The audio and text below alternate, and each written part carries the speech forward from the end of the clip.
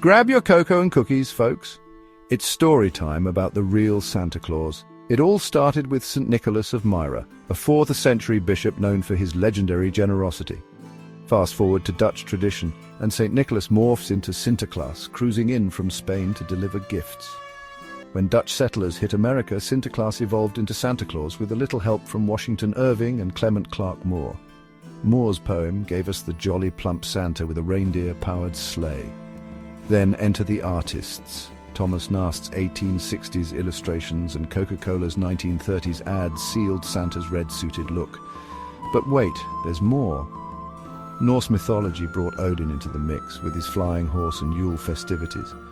The global versions are just as magical. Father Christmas in the UK, Père Noël in France, and Ded Moroz in Russia. From saint to symbol of joy, Santa Claus embodies the true spirit of Christmas.